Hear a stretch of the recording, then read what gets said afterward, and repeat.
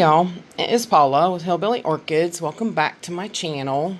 Sound like the same old Paula again, don't I? Hope everybody's having a fantastic week. I am definitely sounding better, definitely feeling better. Yeah, it was wow.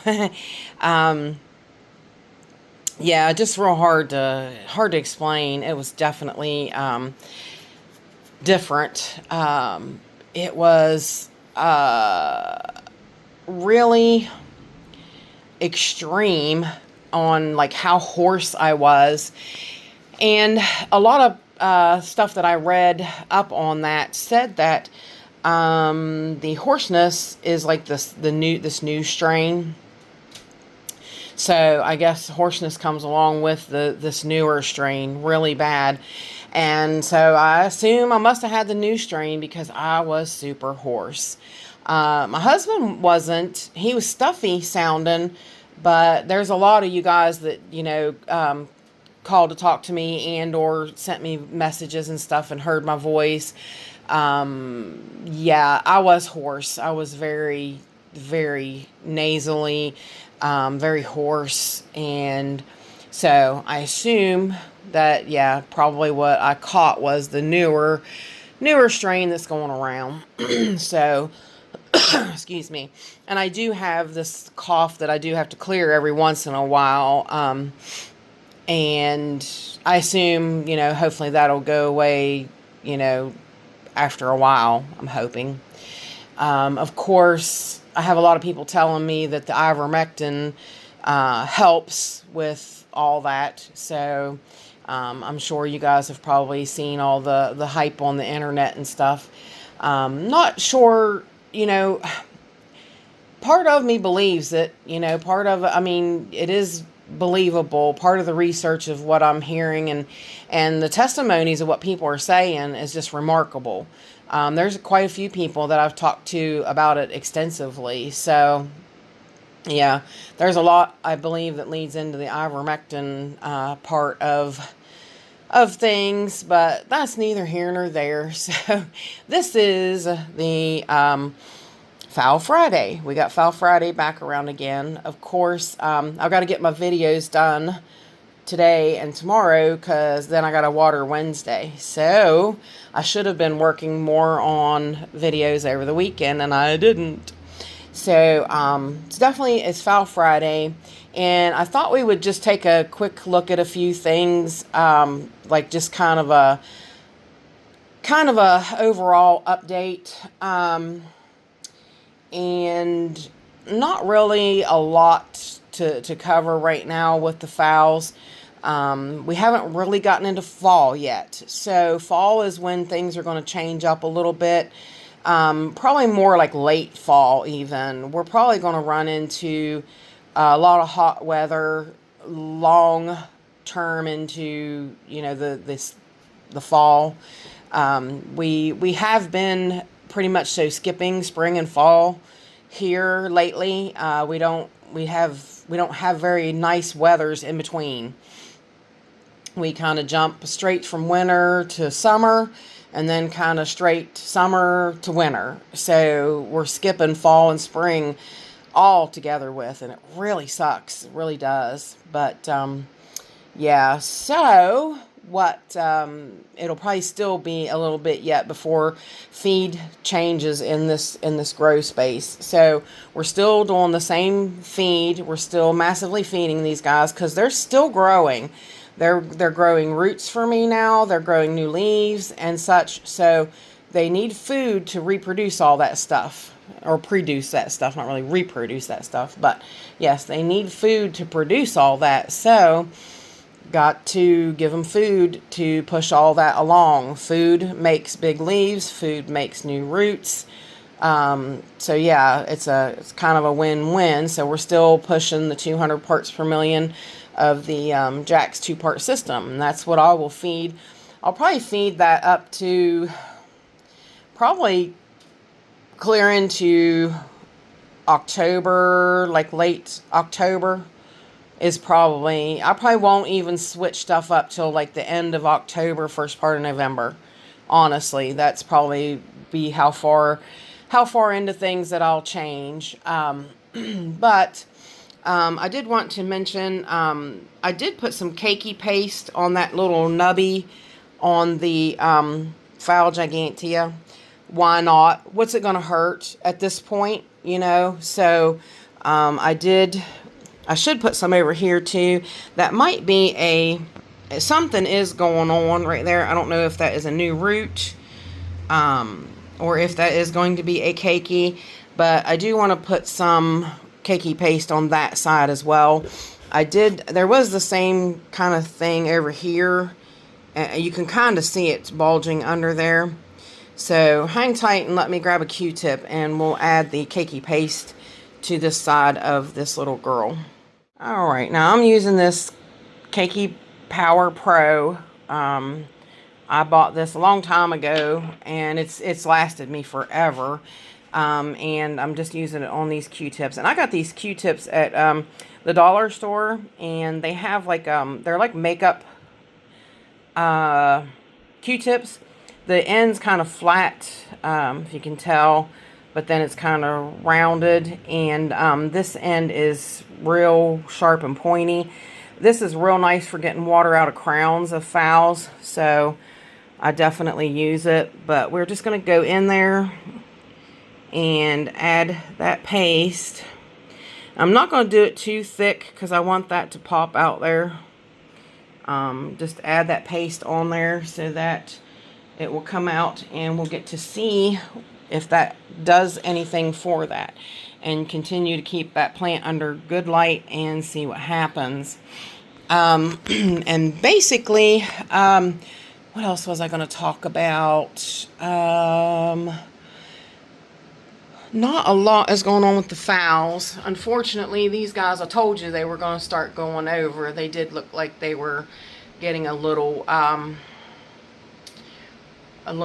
thin leaf looking.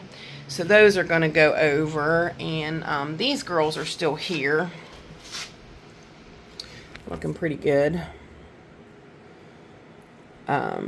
I told you guys that I was having spider mite issues, and I did spray with, I hadn't used it in a while, but I used the insecticidal soap, and it seemed to help. But the thing of it was, I mean, because like I said, I hadn't used it in a while, so I thought maybe it would be a good go back to it kind of thing. You kind of should cycle through some different stuff to make sure that they're not building up immunities to whatever you're using. But unfortunately, I did notice that it killed off some of the ladybugs. So I probably released the ladybugs a little too soon after I had already sprayed some of these with the insecticidal soap. So I might order just a small batch to come in like a week. That way I can start them over, you know, a little away from, you know, so it would be like 2-3 weeks from when I sprayed. That way, give them a better chance of, you know, getting in here and really killing the bug population. One of the other quick things I thought we'd do an update on, they've not really been in the lava rock too long. 5/7 of 25. These ones that I put in the small lava rock, and a look at how the roots are reacting. I think probably what's going to happen is that they're going to try to ditch some of these roots, and they're going to have to grow new ones in order to adjust to the lava rock. But that one does have a decent root, and it's got a couple that are still not too bad a shape. But yeah, I think these guys need some adjusting time to these lava rock. Now, Troy did an overview of his plants in lava rock. Excuse me. And it was a great video. I was really appreciative that he did do that video. And I had mentioned a couple of things to him that I told him, I was like, sorry, I hope you don't mind me mentioning this, but he did pin it And he said, no, no, no. He's like, really, we're all here to learn. And one thing I want to mention about lava rock is out of all the inert medias, lava rock has silica in it, which nutritionally the plants benefit from. Okay. Other medias like river rock and pumice and even limestone, things like those, they don't really nutritionally benefit from those rocks. They do benefit from black and red lava rock because it has silica in it. And that is one of the reasons that you'll probably find that your orchids will respond to being put into lava rock. And that's one of the reasons why, is because nutritionally they need silica. And there it is, right there it is for them, to be around their roots at their beck and call to use. Sort of like how I do the infused, CalMag infused coconut husk, because that right there lays aside of a root, and that root always has then CalMag at its beck and call.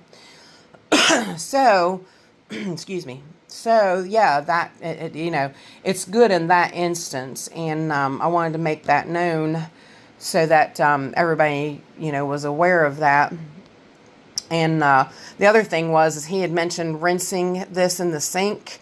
No, don't ever rinse it in your sink. If you rinse it in your sink, make sure the bucket catches, make sure you have like a bucket or a bigger bowl under it to catch the dust. Because if that dust gets in your pipes, it's a nightmare. It will clog your pipes. It'll form a brick in there. It's terrible. Trust me, I can tell you from experience on that one. So don't ever rinse it in your sink. Either take it outside and rinse it so that just goes to the ground, or rinse it in a bucket. Definitely catch the water. Don't let it go down your drains. Don't ever let that dust go down your drains. So, and the third thing is that, and I personally found that busting up bigger lava rock myself was entirely too challenging. It was too hard.